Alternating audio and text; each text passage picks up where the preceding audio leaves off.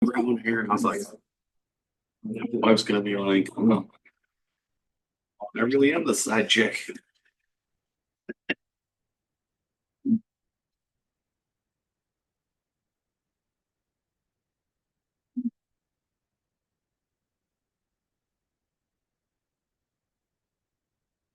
We'll call to order the Lansing City Council regular meeting. Today is Thursday, February 20th, 2025, and it's 6 p.m.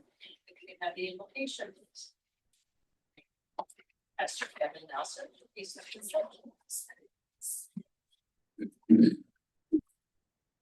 This is a reading from Psalm 37. Trust in the Lord and do good, so you will live in the land and enjoy security. Take delight in the Lord, and he will give you the desires of your heart.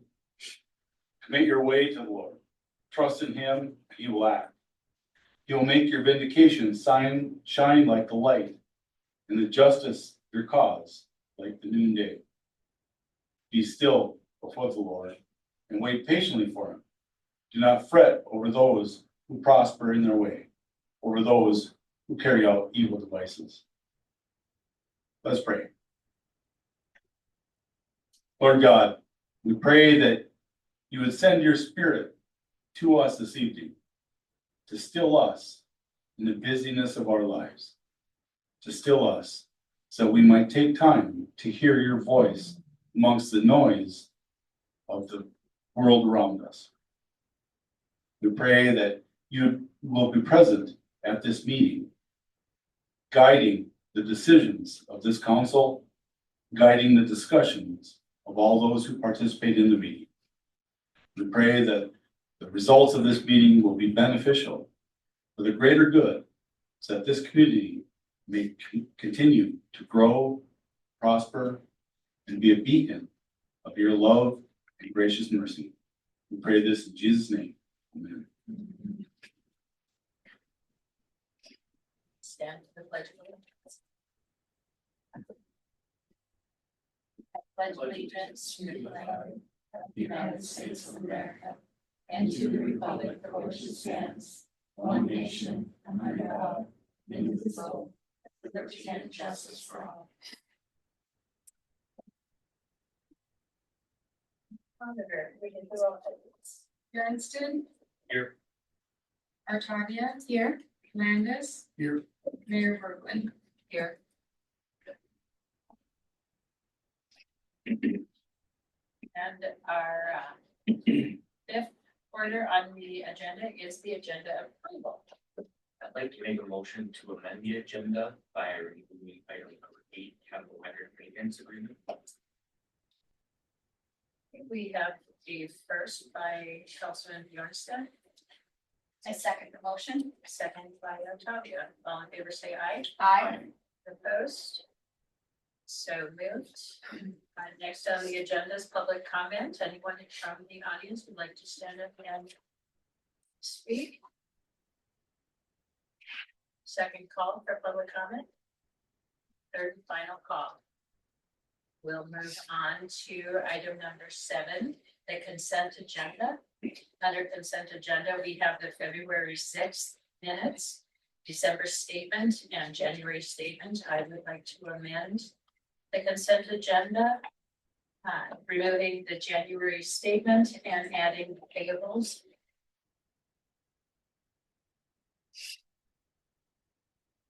Is there a second? Second. I guess, am I able to make a motion? I don't think so. I'd like to make a motion to remove the January statement from the consent agenda and add payables. I'll second that motion. Thank you.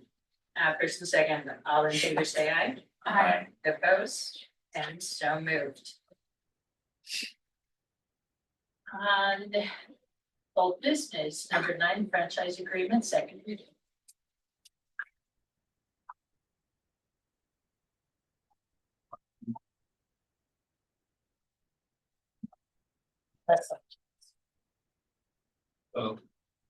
This ordinance is accepting the agreement between the city and the Capital City or Capital Electric cooperative for Capital Electric to provide electricity to the city of Lynn.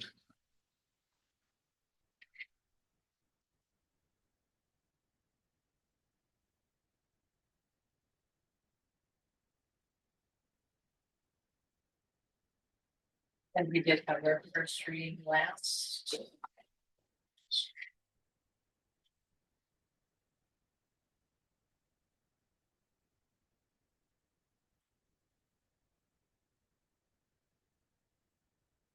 Second. Purchase agreement, and again, this agreement simply is authorizing the partnership between Capital Electric and the city of for providing the electricity to the city residents. Counselor, is there any verbiage in this agreement that lets either party exit the agreement with written approval in both parties? So there is, and that is under section.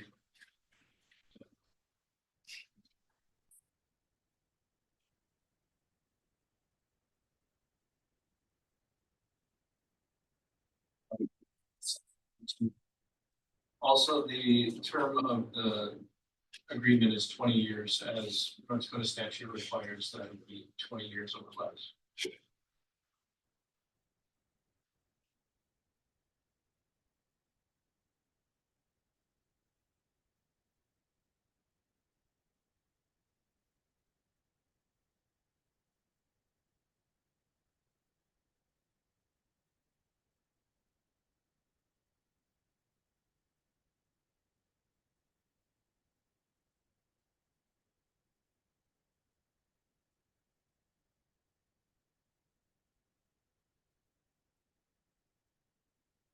And just to reiterate, no changes from first reading to tonight with the second reading. We entertain a motion. I'll make a motion to approve the second reading. Motion by Councilman Bjornstad, I'll second. second by Councilman Shoemaker. All in favor, say aye. Aye. Opposed? And so moved. Can we get a roll call, please? Hernandez, Yes. Artavia, Yes. and Brownston. Yes. All right, next on the agenda is the parking ticket ordinance, second reading.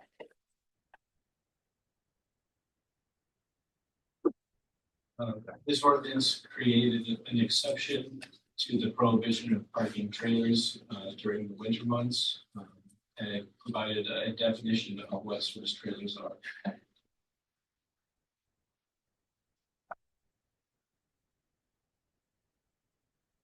Just a note on this.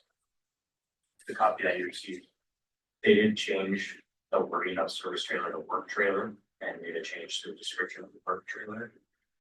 That was from an email that I had sent, that I felt that would be an appropriate change to it.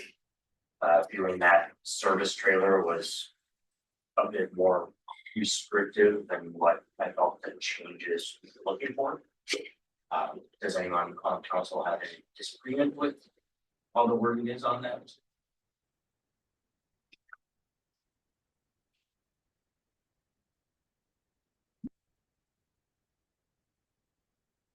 Does the definition of work duties open up any loopholes? Does that need to be defined?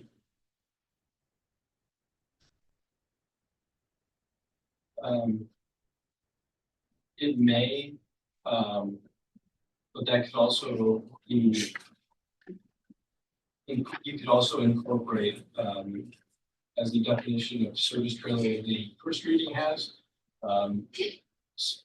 You could have, for example, being used to, in performing construction, you could include that as an example. It wouldn't be an exhaustive list, but I think work duties, it might, it just depends on the context of how it's being challenged. just in case if somebody were to challenge it, to provide such examples to, but not limited to such these, just so we're not just trying to be all encompassing. We're also not opening the door to simply trust the circle. The proposed, or what would be the proposed amendment would expand this from what the first reading had, but it wouldn't expand it beyond what the council had proposed in amending the ordinance to begin with.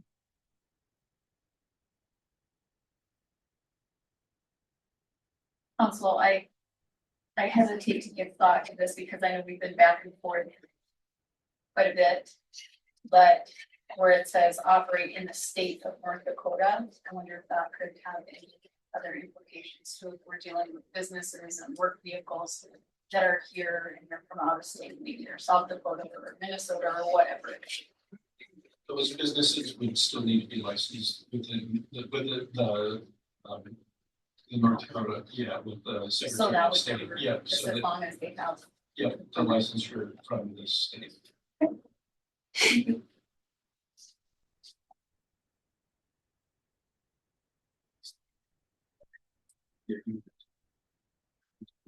There any other questions or comments?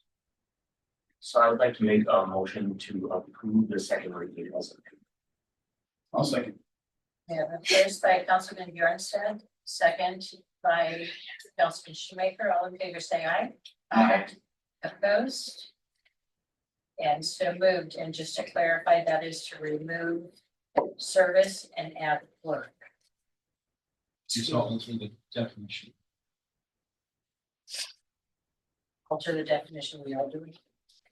But this, Oh, okay. Not to get duties. Yes, sorry. Okay. Yeah. And you get the phone connect. Magnus, Yes. Artavia, Yes. and Bernstein. yes, All right, under new business, tonight we have SEH with us to talk about a pavement management program. Councilman Bjornstad.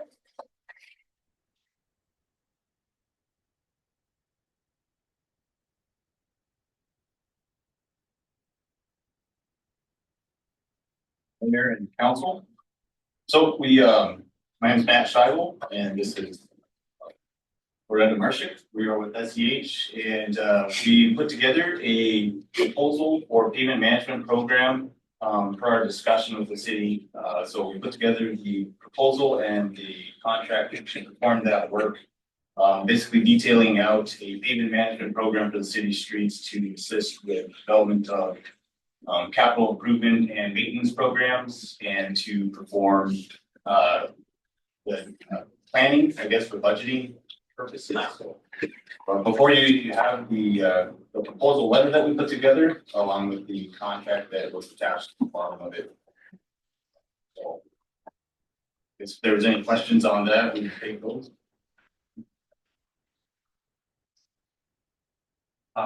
yes, I had it. Mayor and I had an opportunity to meet with them. A couple weeks ago.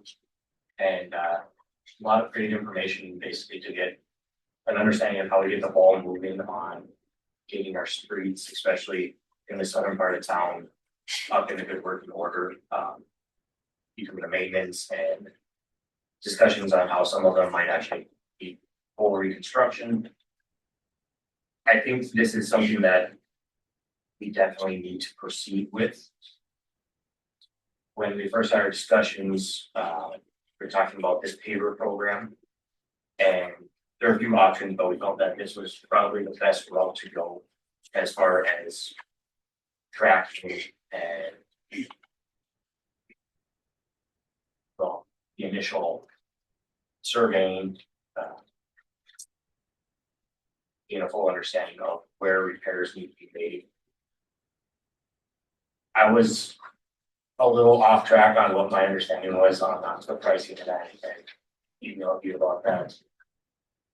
With it being listed as approximately $45,000,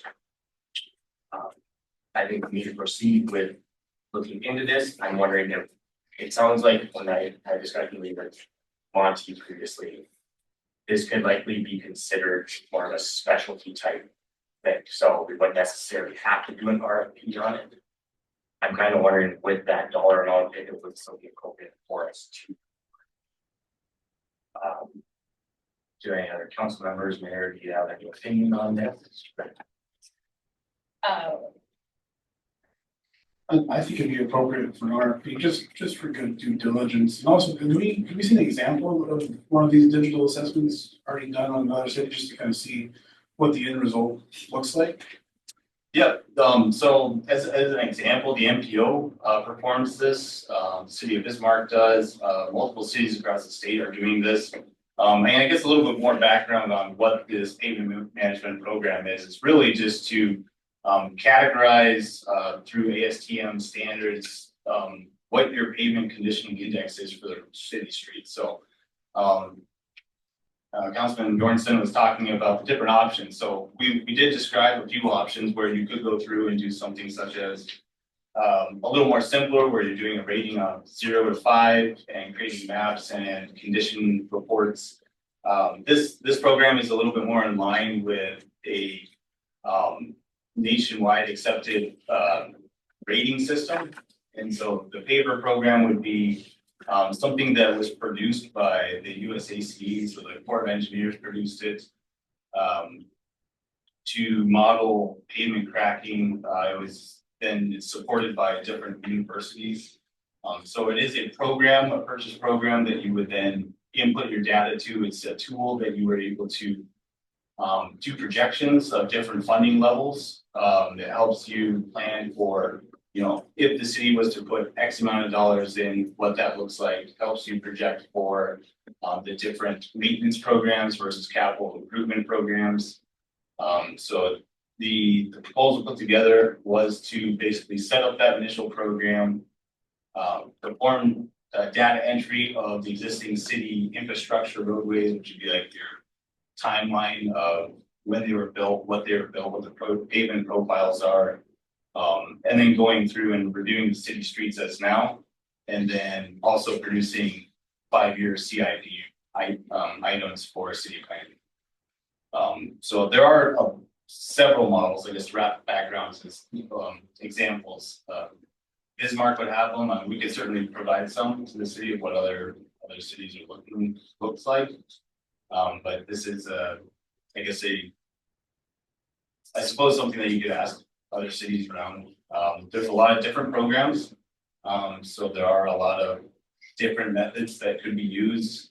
So I guess I would think that the RFP process would certainly need to be pretty clear on exactly what you're looking for. Sure.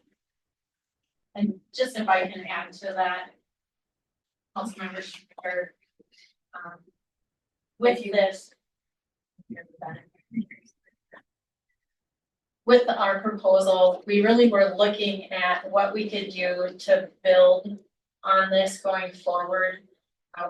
We're looking at being on the cusp of, during the next census, being available to some funding opportunities for our roadways here in Lincoln. And we wanted to help the city do something to plan and have projects ready to go. In our discussion, we also talked about, you know, the city's already aware of roadways that need help. And with this proposal, we're trying to get up to speed and get moving forward with what we felt from the input with our discussion would be the best option for the city. Trying to not go overboard, but do something that would take into account the information we have and give you good tools to build on looking forward. We talked about capital improvement. This program would also be something that we would work in hand with Public Works, because it's not just the roadways. And what we need to do, fixing on other infrastructure, you know, pipe underground, we want to make sure that there's a plan in place to do that prior to doing any road maintenance. So there's a lot of working parts to what we put into this program, and we want to make sure that if you want to go out for RFP, you put something together that really puts all those items together so that you're getting to compare apples to apples. If that makes sense. When I did email that regarding the price on this, you did mention that they could potentially bring the price down by removing some of the stuff that they listed in this proposal. I feel that everything that was listed is very valuable stuff that is benefit greatly, and I would say that we probably shouldn't remove anything in the proposal. So I think what they have provided is very good information. I think it is a very good proposal, and that we should stay as close to this understanding as we can. And just so I'm understanding this assessment, so if this would be done and then say, okay, street X, 3 years from now is going to need this work done, it's going to cost this much. Street Y will need work 4 years from now, and so on and so forth. Is that what this assessment provides? In a manner of speaking, yes, but it also gives you opportunity to shuffle things around. Say you don't have budget in year 4 for this project, what can we do to get it to year 5 or year 6 when we have other funding options that are maybe grant dollars, that or how can we do a project that we're going to have to special assess, but how is that more amenable to the public, and having ways with the program to use different scenarios to see what's going to work with the funding that you have, other projects that you might need to rate and choose which ones are more important to the community, which ones are more impactful, and it'll give you a good snapshot of that information with regards to the roadways. So there's a number of different kinds of maintenance that can be done to different roadways in different conditions. The worse they get, the more expensive they get. So trying to have a good plan in place to maintain those roads continually is really important when you're looking at it from a budgetary standpoint. Does that help you? Regarding RFPs, does our current city engineer offer this type of assessment? We do to, whatever level it's.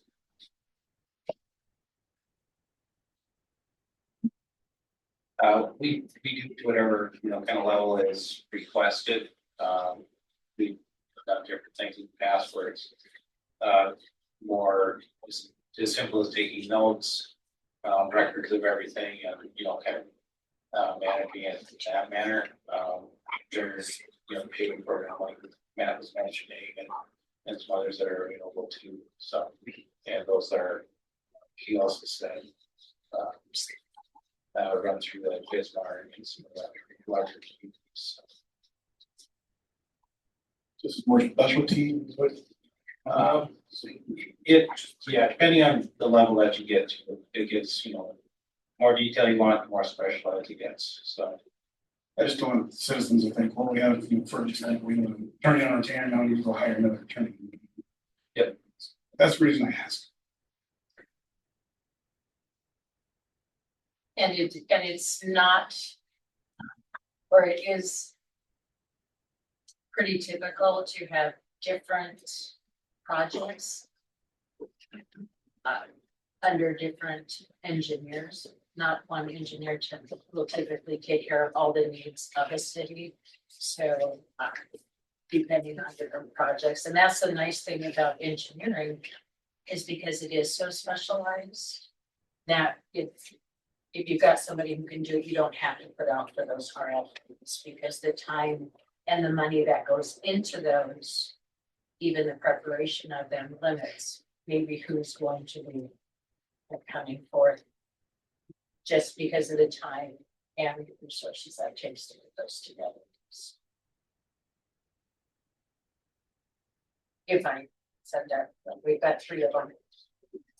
In the room tonight, so. I think you said that very clear.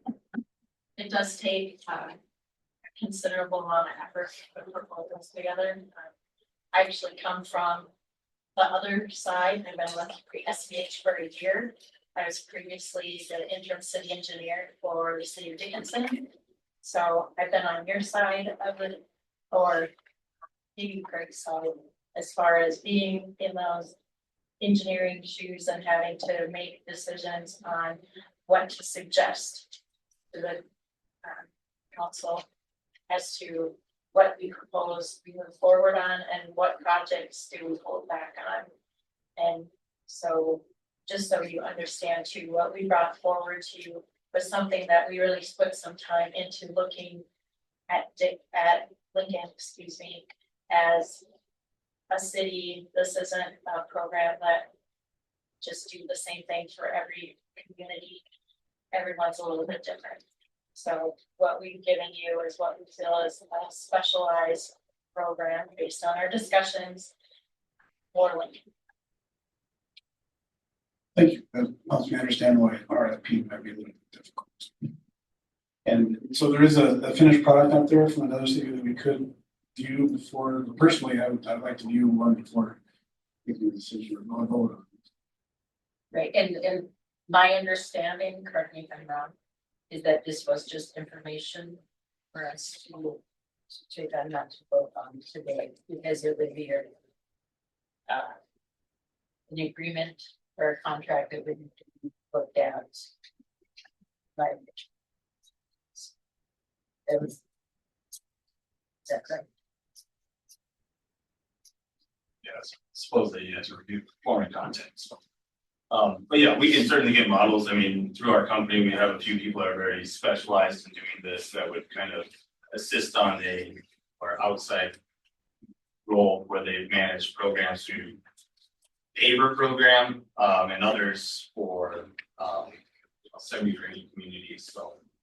We do have those professionals that we can lean back on about this, but again, it is, this was, as Loretta said, this was a program that we thought would maybe best fit. It is not an all asset program where you're spending $15,000 a year just to have a license to it. It is designed for pavement only, where you are getting a planning tool for your paving conditions. And as Loretta said, you're tying that in with your needs for your sewer, your water, so you're not redoing streets and then coming back a couple years later and redoing utilities. It's a planning tool to help do that 5-year capital improvement planning and maintenance planning for public works departments.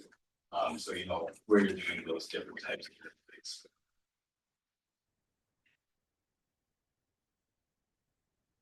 I think, as Councilmember Shoemaker had mentioned, with the understanding that one program is not going to be the exact same as the other, if you guys would be able to provide us an example of the paper program so we can see a little bit of its actual functionality, and that would be very beneficial in helping us make a decision.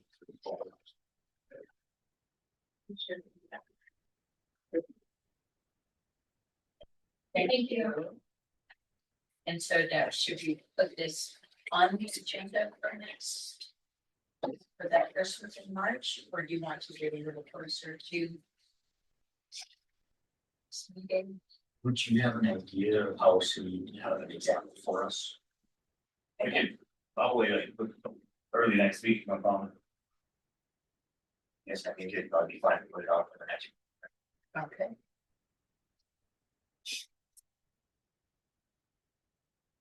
We'll have it on in March.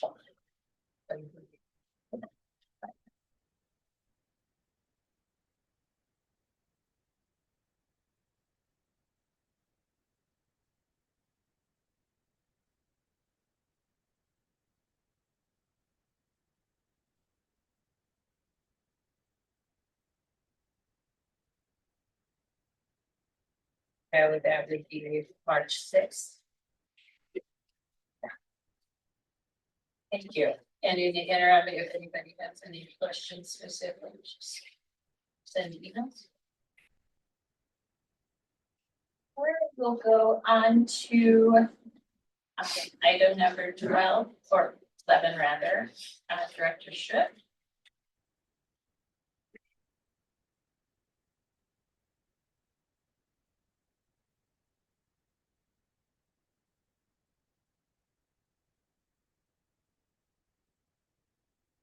Mayor, council members. So, I'm here today to talk to you guys about, purchasing a new snow blower for our bigger snow blower for our mini loader that we have. We currently have a loader, snow blower for the loader, but it is very old. And what we use them for is snow blowing along the current lines and all that. And basically what the snow blower that we have, the auger in the front is just a smooth auger. So it has a hard time busting up all the ice and the hard compact snow and everything. And it's making the machines work harder to push through them. So the snow blower that I'm proposing to buy is got like paddles in the front, so it chops it up better and makes it easier for it to blow through and through the snow blower and up onto the curbs. So that way we can move the snow easier and faster, basically.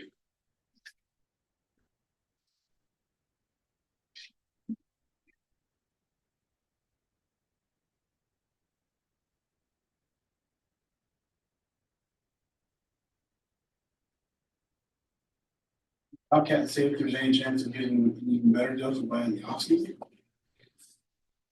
No. We're already getting $4,000 off, so I don't think they're gonna go any lower. I would try, but I don't think they will let us. What is this quote from CC Steel? The quote from CC Steel, and there's also a quote from the pipe detectives. That is the quote, when we had that meeting with SEH. I said I would get the quote for cammering and cleaning Oh, the that's sewer lines. okay. Sorry. For this paddle type snow blower, is there other brands or vendors that we can get 1 or 2 more bids from just to compare? There is not. I have looked at all of them. The closest one that there is to this is, it's still just a solid wheel in the front, but they just have like a little edge on them. And that is it. That is the closest one I have found to that. Unless you go completely different style. And the reasoning behind this style of snow blower is because we put cutting edges on the sides of them. So we can rub up against the curves and not completely destroy the snow blower. So Is this through that portal or? Bobcat is a Sourcewell. Yeah, they are on Sourcewell. This quote for new or used? You,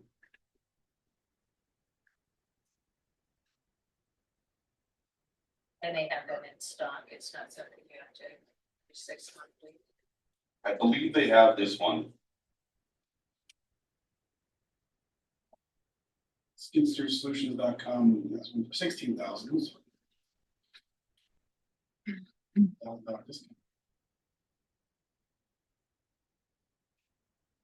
So are you looking for motion from council for approving the purchase of? Yes, please. And you do that funds or budget? Yep, I do. That was my question. I wouldn't ask if I didn't. Yeah, I'd say if there's funds in the budget and it's going through the source well, I would like to make a motion to approve the purchase of your snow blower. We have a motion by Councilman Winstead. Is there a second? I'll second. Second by Councilman Shoemaker. All in favor, say aye. Aye. Opposed? And if we can get a roll call, please. Grinstead, Yes. Archibald, Yes. and Madness. Yes. Thank you.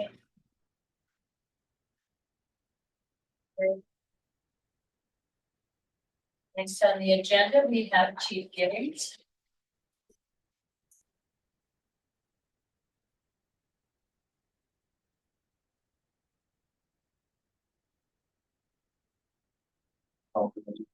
I took here to ask to spend money, so thanks for letting me be here today. I warmed them up. Yeah, so what we're looking at is the request to purchase two vehicles to replace current police interceptors that we have in-house. As Ann will maybe mention a little bit later, we have had a lot of issues with our current vehicles due to I'll be straight, lack of maintenance prior to me coming on. Since I came on to now, we've spent approximately $28,000 on maintenance on our vehicles, which is unacceptable. And so we have the funds in the budget for two vehicles.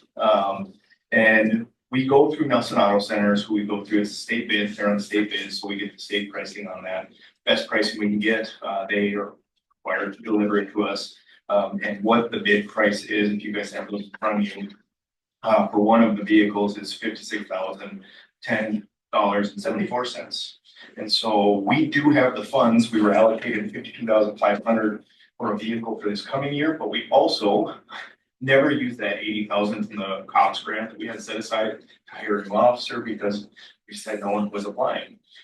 So we would take that funding as well and put it towards a second vehicle. Now, where Terry said he would not ask for something that was not in his budget, we're at a critical point where two of our vehicles are completely out of service. One of them is in the shop getting upfitted. That's our brand new 2025. So right now we are running on one 2020 that had 112,000 miles on it. And it's currently having transmission issues. And we have one 2020 that has 74,000 miles on it. And so far it's okay. There's no warning lights on the dash today. So really what I think happened in the past is we didn't have a system in place for vehicle replacement. And that's what we need to start doing.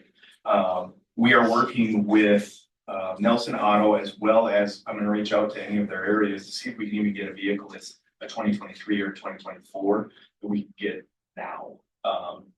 The 2018 Tahoe, which is our now oldest vehicle with lowest miles, is completely out of commission because it's got an inoperable oil leak. And so if that goes in on the 26th to get repaired, my fears is that's gonna be between $3,500 and $6,000.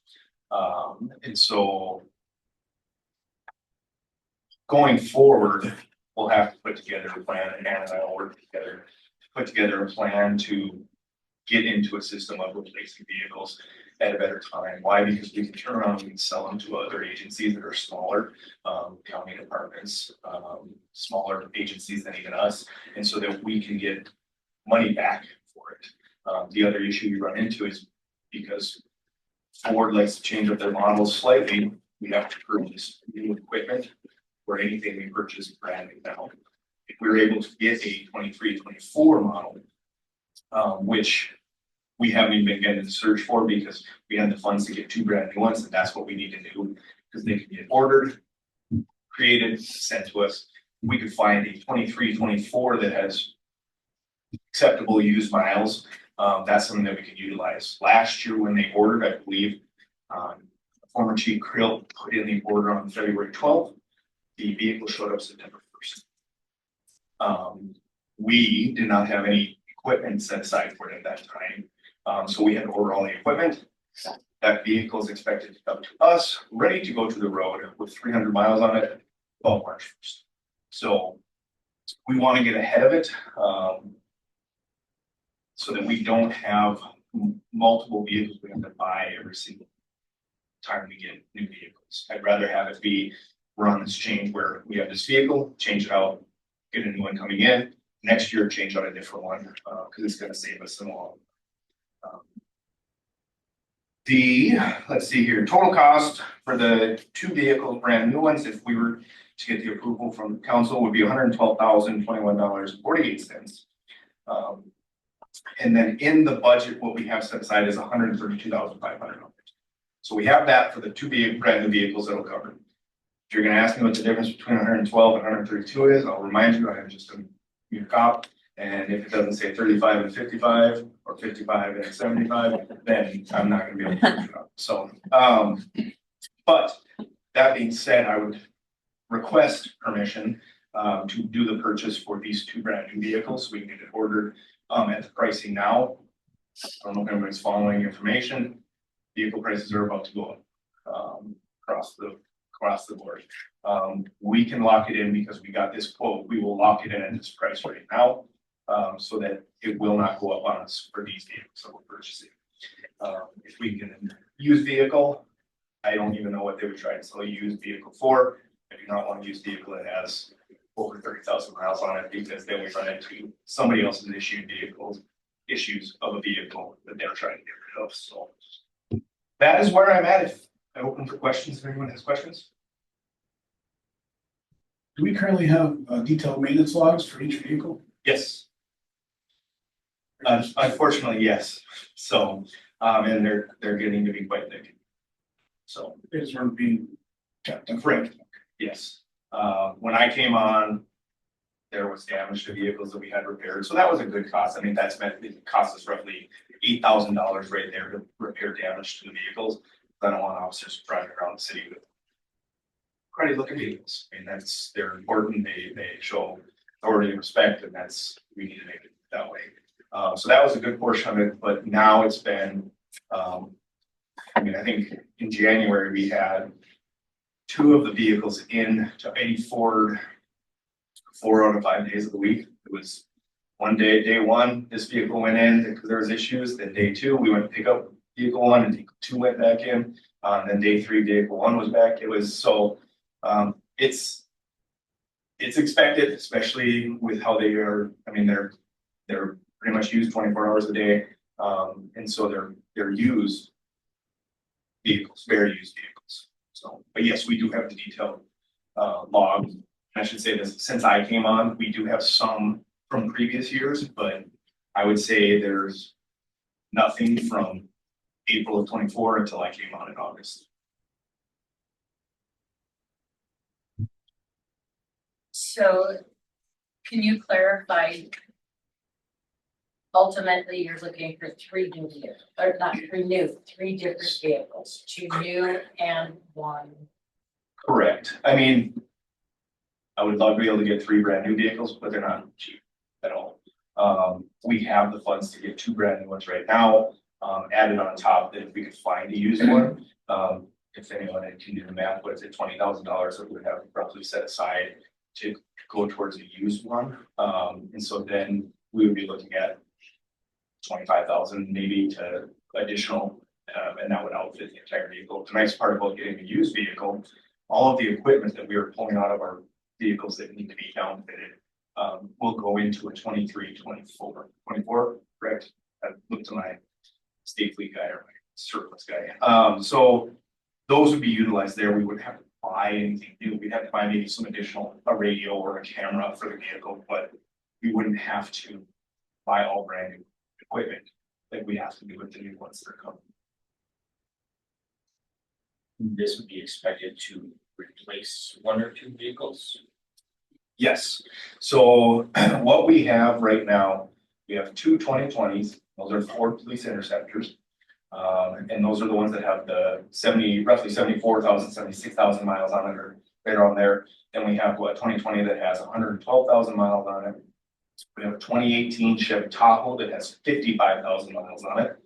And then we just put out of service Squad 5, which was a 2016, and that had 120 plus. I couldn't even tell you the number on there, but it's our new officer who is here today drove it back from our ECI, and it's ready to go to a new home. So which will be the other part that we'll be able to do is potentially turn around at auction in the spring and sell. I mean, somebody will buy it regardless, some people buy it for parts, some people buy it for teenage kid, whatever it might be.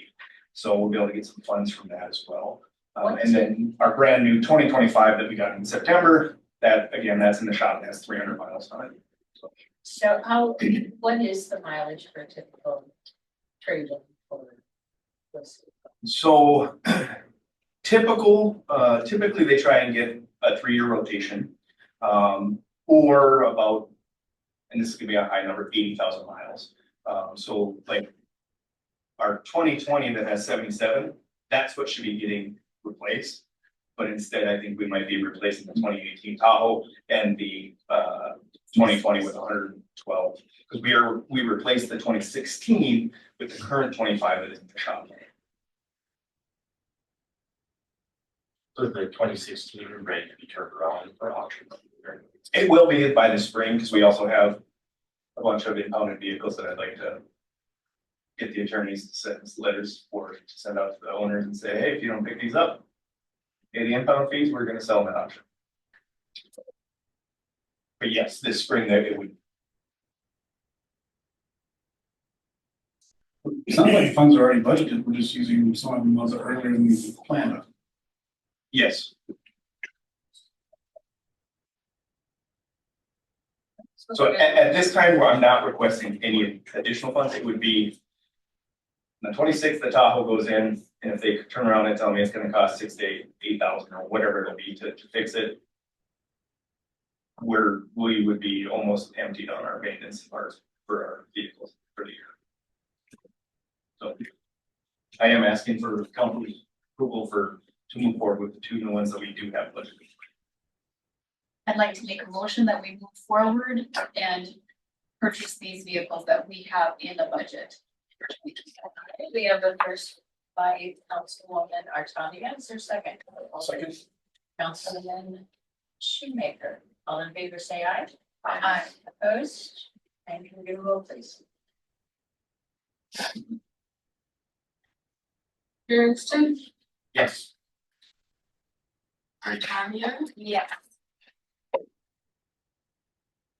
and Shoemaker. Yes.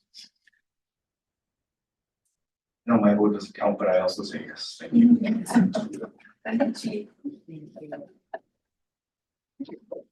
All right, next on the agenda, we have the engineer's report.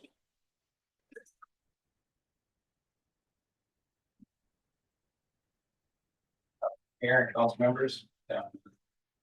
So due to some scheduling and issues from the last council meeting, about the year before the exam until now. So just kind of run through that and an update where everything is at. So so this is a lot of us can be pertaining to the month of January. So January we had regular council meetings, MPL attack meeting. There was no planning and zoning board meeting. There was additional MPO initiatives and getting the projects started up there. Development applications.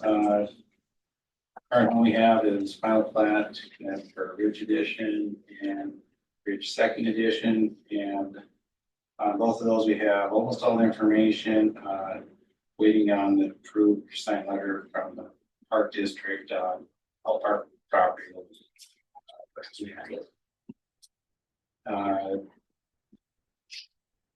We have accessory buildings. We have one for 18 Stanley Drive. Special use permit, it's 5700 Furwood Drive for auto restoration shop, and that's an item that I've been kind of reviewing back and forth with Monty and looking to get something set up to public notice on that to do that one forward, and that would go through report adjustment and that thing. Projects in process, water reservoir and water main project. Tank construction, nothing new there, everything is complete. There's, of course, responsible for warranty work. Preload, they've completed all the work identified at the substantial completion walkthrough that was done at the end of December. And they will be responsible, of course, for any warranty type items should they arise as well.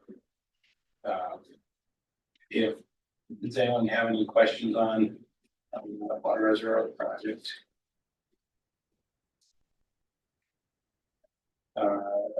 Questions, so with that, to recommend motion to approve the application number 10 for preload. Balancing change order and the invoice for more engineering as presented in the packets.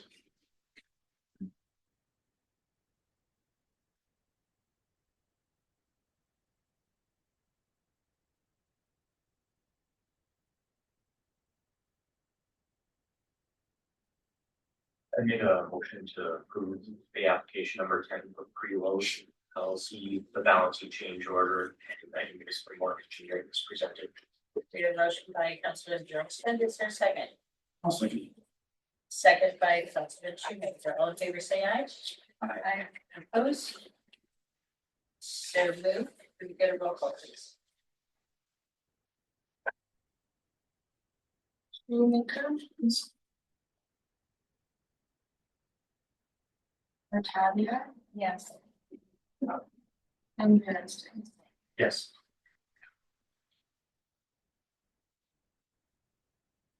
The other project in process, trying to get it up and going, is the sanitary sewer regionalization project. The FEMA grant, still moving through their process. We've had a couple of meetings with them through the month of January. Had meetings with them here in February as well, and just kind of working with DES, making sure that they get all the information that they can ask for, and just trying to keep that moving as quickly as possible. And we've been working with SEH to get that documentation as they've been requesting and getting that turned over to them.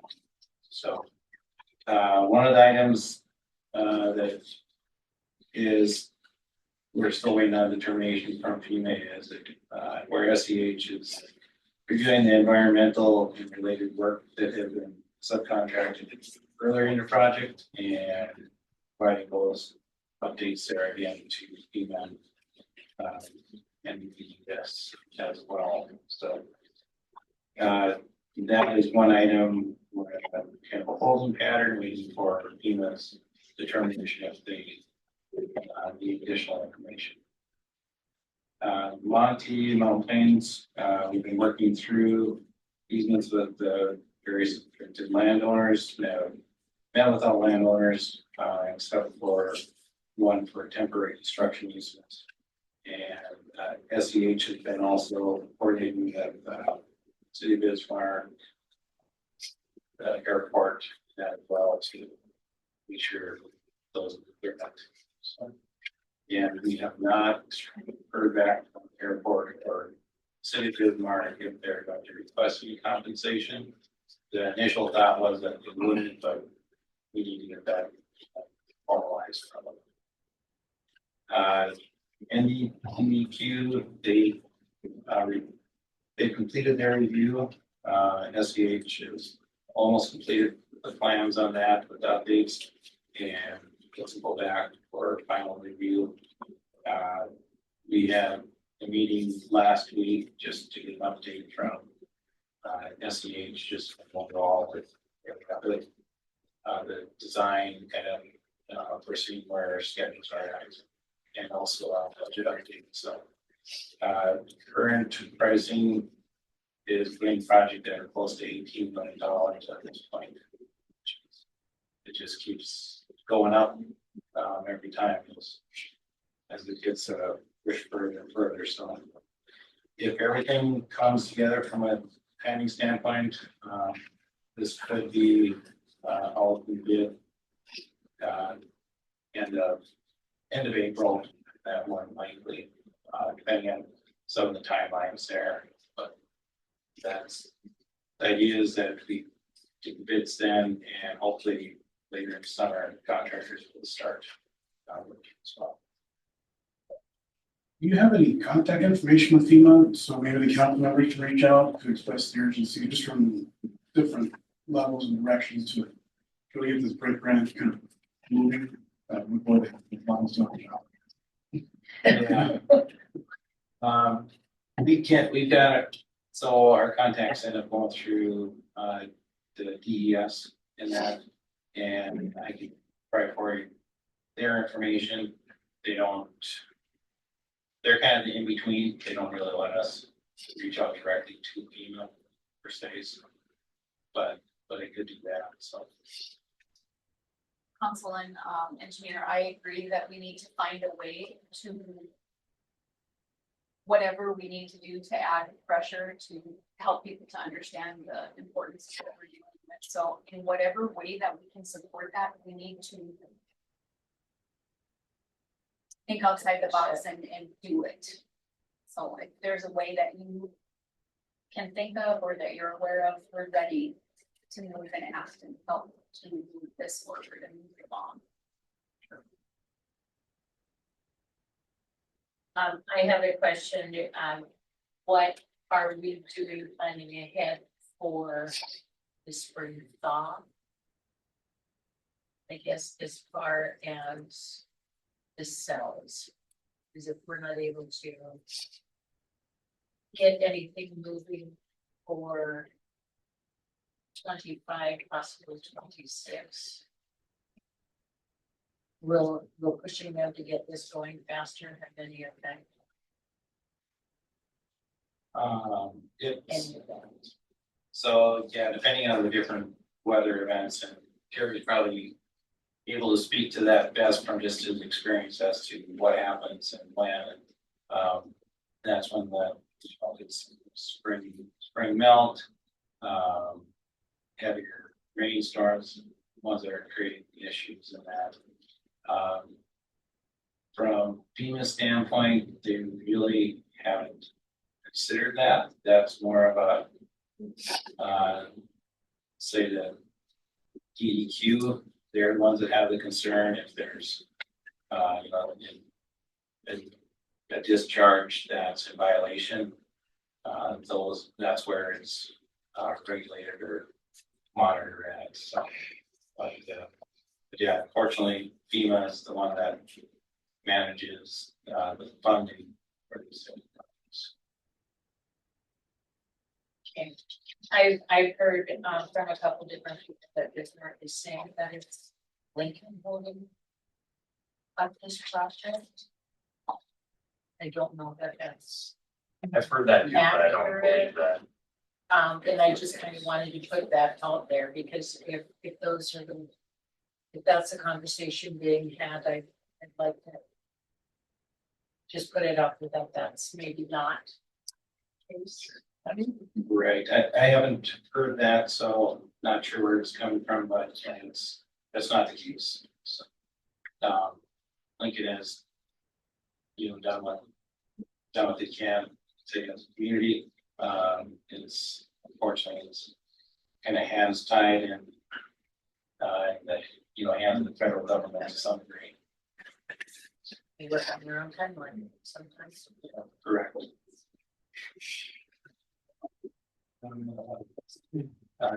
Any further questions on that or anything else? Thank you. All right, thank you.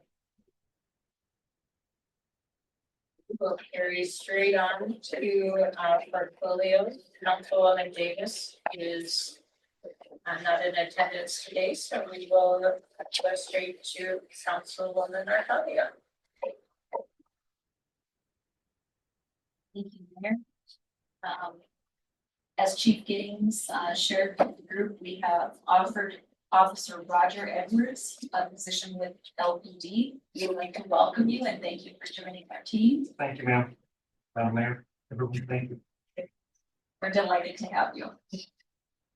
Also, remember, please, there is going to be a LPD award ceremony and recognition night on the 28th. There are flyers here at the entry and information on a Facebook page or the City of Lincoln page. If anyone would like to attend, we would greatly appreciate that. We want to show our officers all the support that they deserve. So the vehicle issues, really, Chief has already gone over, so I don't think I'm gonna go back over any of those issues. If any of you have any specific questions that you want to ask, you can reach out to Chief Giddings or myself, and we can get that information to you. I'd like to thank the council for getting those vehicles to our department. We want to help them be as fast as possible for whatever needs arise. I don't have any further information at this time. I know that Chief Thune does not have any updates for us either. The fire. Councilman Ernst. The Public Works Department did some fine tuning on the new standard that they have and got outstanding roads. They've been working on organizing the work trucks in the shop. We have a new employee named Nate that has started, so we look forward to seeing what he can bring to the Public Works Department, and want to let everyone know that we're still looking for one more employee for the Public Works Department. So if anybody is interested or knows somebody that might be interested in working for the city, please feel free to reach out. Thank you. Councilman Shoemaker. Well, I just rolled back into the state today, so I missed the tree board meetings this week. But I do have plans on scheduled for the 25th, and Economic Development Committee on the 3rd, tree board on the 4th of March. And also wasn't made aware of the 2 properties that may be in violation of some ordinances, so I'm following up with that regarding the vacation. That's all I have to report. All right, thank you.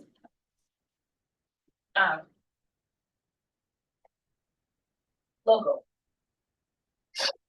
Did you have any? You No. had mentioned before talking with PDC or you, Mary? Or am I Yes. combining the conversation? No, that is correct. Nothing new to report this time. That is the contact with the marketing department and some drama. And then for mine, I would just like to say we did have our first meeting for the comprehensive plan review a couple weeks ago. And the next one is going to be March 8th, 1 p.m. That's a Saturday. It's going to be at DJ's Pizza. Anyone from the community is invited to attend and participate in the discussion. We're planning for not 5 years down the road, but possibly up to 20 years, up to 20, 40. A lot of changes within the city, so come and be part of that. This is not a council meeting and no quorum is anticipated. I handed out more work on the portfolios. What I did is combine in your respective portfolio what I think I just got it all wrapped up into there, but if you would take it over the next week or two and see if that's what you meant to say. If I said it, or I wrote it out the right way. The second part of that is just something that I had thought we could put in the portfolio or into the folders just to carry around with you so you can take notes as to what month if things happen at a certain time. And then we'll just revisit it. Maybe just to go over if you have any questions or want to add things or talk about things that happen over the months. But we also talked about the city council newsletter that first quarter. Initially, it was thought maybe that March, June, September, December.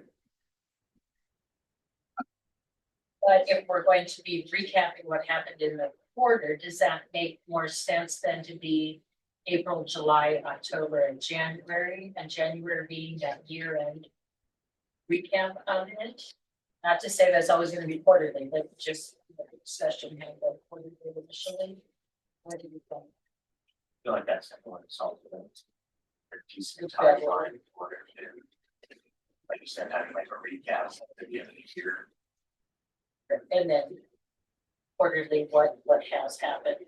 I just threw a little bit together to give you an idea of the topics I was looking at, and I would love this to be collaborative. So maybe each of these quarters, if everybody could, through their portfolio, say these are the things. Having a beautification report, just something small, doesn't have to be a highlight of that, what's coming up. Now, when the developers have to, or builders have to start taking care of weed control, now that gets posted in the Tribune, I believe in June. May or June, that could be a reminder of these are things that are gonna be coming up. Stuck in there, but, you'll see there I have like discussions on updating that city logo, and just so everybody's aware that logo, it doesn't have to go through you, Mary. So if there's anybody out there, graphic designers or somebody interested in some of them, feel free to submit any ideas that you have. You have to. Copyright. Then that's also just a wonderful idea. But on here, we cover the parking ordinances, and that we're talking about this franchise agreement. The different boards and commissions that have openings. Just as a plug, Board of Administration or Board of Adjustments, Planning and Zoning and Tree Board all have openings or will be having openings. So a citizen interest form can come out for that. Now the German meal at East Lutheran, that's in April. Those are things that we could put in here. We don't want to make this an advertisement, but these are things that are and I'd love to see a new business or a business highlight in each of them, because we do the approvals on those permits and whatnot that come. And our app, the city has its own app, QR coded, so we try to incorporate some of the technology into all of that. So anyway, this is just a start. So I don't know if you want to wait until the end of March. I asked the office, and they said that typically the first week of the month is when the buildings would have to go out, or stuffing with pre-sort, I guess. So we'd have to have it that first week of whichever month we decide to. So if we do go for April, that gives us maybe a week after to get things put together. And unless you have questions for me, that's all I have. Oh, no, I don't. I apologize. I did hear back from the post office, and they did do another denial. So we are appealing that, and I've been working with our engineer to gather some data to provide to them. This then will leave the region and go directly to DC for that appeal process. So Is there anything specific that they received for the reason for denial? it's just not economically beneficial for them. It has to be beneficial for them. And we're trying to highlight the fact that there is so much growth, and if we don't do it right now, 5 years down the road, we're going to try and catch up to this. And when already there is the traffic for it, they take a look at those delivery points. Well, when you annex in 500 acres, it may be 5 years, it may be 10 years down the road, but it's still going to be there. And ultimately, we want to make sure that we get good customer service on our end for the citizens. So if we were able to just get a test, I don't know if I could share this, but I received a letter it had to be last year. That had been almost 2 years, 2 years prior to that to me. So, it is real, the games, and it's just not, I will say, I do see on social media every once in a while, people have been asking questions regarding like the mailbox and stuff like that. And there have been at least one or two postal workers that do the deliveries all maintenance that have been very responsive. Oh, and really helped absolutely. out the people in the community, so anything we can do to help make sure that their job doesn't get any harder right, as we expand. absolutely, because I think there's maybe one or two people that deliver up here, and I've seen stories too where they're out there at night trying to help get things. So thank you, to the postal workers out there working so hard. Yes.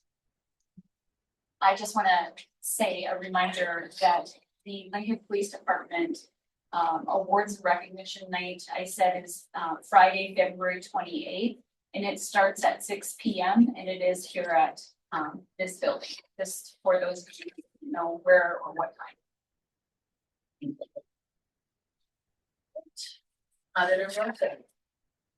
I just have a couple things. The first thing is, our new hire, she's jumping right in and doing well at this point. My second thing is, the state audit, sent me an email this morning. It's in their process. I can't remember what their group is called, but it's going through the process of a review. And then she'll reach back out to us and let us know when they'll discuss it with us or what they find, and then we'll discuss what we want to do after that. And my third item on here is the North Dakota Journal again, and you guys had asked for another person. So I called Starion and asked to talk to their insurance people, and the guy told me, why would you do that? It's one and the same. It doesn't matter who you have as long as it's somebody you like, because the prices are all the same. Nothing changes. So what Scott had brought up, the only thing, and just so you know, Kramer Agency did stop in last week. And I had a long discussion with him. And I kind of brought up a couple things without saying, you know, who we talked to or whatever. But in no way am I disking him, but like I asked about raising the deductibles from the 150 and he's like, well, why would you do that? I don't feel he's working for us. And I would like their motion to go with Rivera with Scott. I'd like to make a motion to move forward with Rivera regarding the city of Lincoln's insurance coverage. Yeah, first by Councilman Shoemaker, is there a second? I'll second the motion. Second by Councilman Artavia, all in favor, say aye. Aye. And opposed, so moved, and if we can get to the roll call on that. Grinstead, Yes. Artavia, Yes. and Shoemaker. Yes.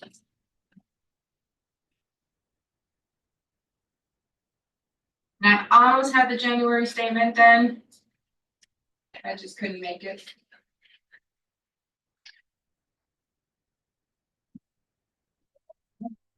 All right, one more real quick thing. Our performance evaluations are set by to start happening March 31st, or we can start figuring those possible raises into the budget for 2026. So just to have it on your radar, these will be happening by the end of the quarter. So. All right, if there's no other business before us, this meeting is adjourned. It is 7:12.